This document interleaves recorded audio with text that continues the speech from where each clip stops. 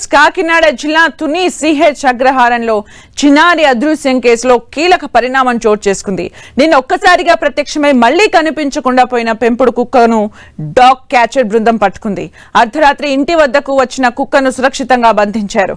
మరోవైపు అదృశ్యమైన పాప ఆచూకీ కోసం 6వ రోజు గాలింపు చర్యలు కొనసాగుతున్నాయి. చిన్నారి ఆచూకీ కోసం కుక్క కదలికలపై అధికారులు దృష్టి పెట్టారు. చిన్నారి కోసం అధికారులు గాలింపు చర్యలు మరింత ముమ్మరం చేశారు. కుక్క ద్వారా కీలక ఆధారాలు లభించే అవకాశం ఉందని భావిస్తున్నారు.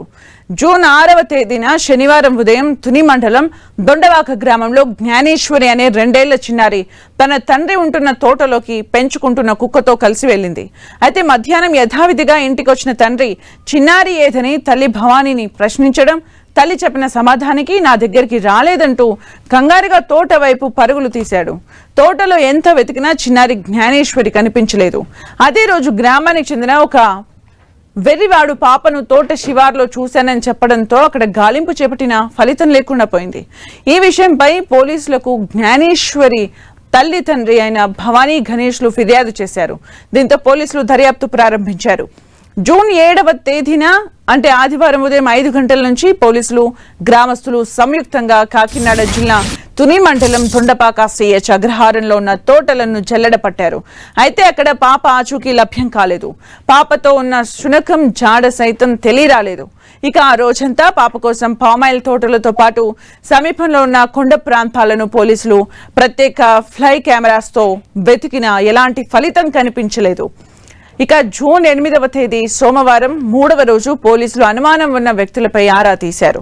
అసలు పాప నిజంగా పెంపుడు కుక్కతో కలిసి కొండల్లోకి వెళ్ళిందా, లేక తల్లిదండ్రుల తగాదాల నేపథ్యంలో ఎవరైనా కిడ్నాప్ చేశారా అన్న కోణంలో దర్యాప్తు ప్రారంభించారు.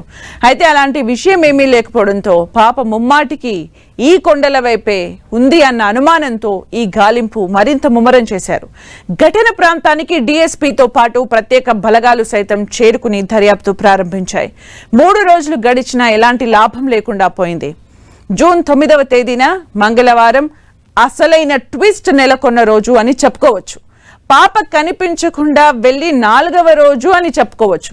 అలాంటి తరుణంలో పాపతో మిస్ అయిన పెంపుడు శునకం సాయంత్రం 4:30 గంటలకు ఆవేదనతో పరుగులు తీస్తూ పాప ఉన్న నివాసానికి చేరుకుంది.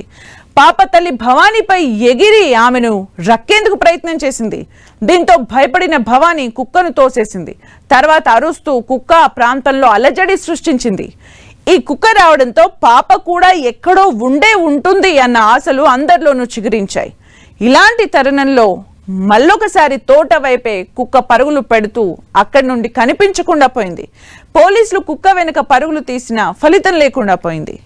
జూన్ 10న బుధవారం ఉదయం 11 గంటల సమయం నిన్న సాయంత్రం వెళ్లిన కుక్క ఇప్పటి వరకు జాడ లేకుండా పోయింది. అయితే ఎక్కడో కొండల్లో పాప ఉంటుంది.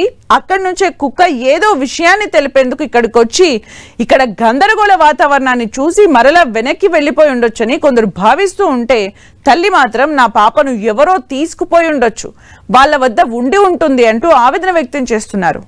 రాత్రంతా శునకం మరలా వస్తుందేమో అని కంటి మీద కునుకు లేకుండా తల్లి చూసినప్పటికీ శునకం జాడ లేకపోవడంతో పాప ఉన్న చోటకే శునకం వెళ్తుంది అన్న అనుమానాలు మరింత వ్యక్తమవుతున్నాయి.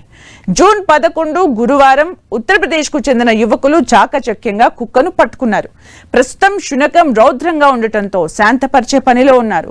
చిన్నారి తల్లిదండ్రులు కుక్కను మచ్చిక చేసుకుంటున్నారు. శిక్షకులు చేరుకుని తోటలో తిప్పే ప్రయత్నం చేస్తున్నారు. 5 రోజుల తర్వాత కుక్కను పోలీసులు పట్టుకోవడంతో ఈ 5 రోజులు ఏ ప్రాంతాల్లో తిరిగిందనేది గుర్తించేందుకు చర్యలు చేపడుతున్నారు. కుక్కకు GPS అమర్చి దాంతోపాటు బాలిక తండ్రిని వెనక పోలీస్ జాగిలాలు అనుసరించడం ద్వారా ఎక్కడైనా ఆచూకీ లభ్యం కావచ్చని పోలీసులు అంచనా వేస్తున్నారు. మరోవైపు కిడ్నాప్ కోణంలోనూ చురుగ్గా దర్యాప్తు జరుగుతోంది. సీఎం కార్యాలయం నుంచి ఎప్పటికప్పుడు పరిస్థితిని ఆరా తీస్తున్నారు.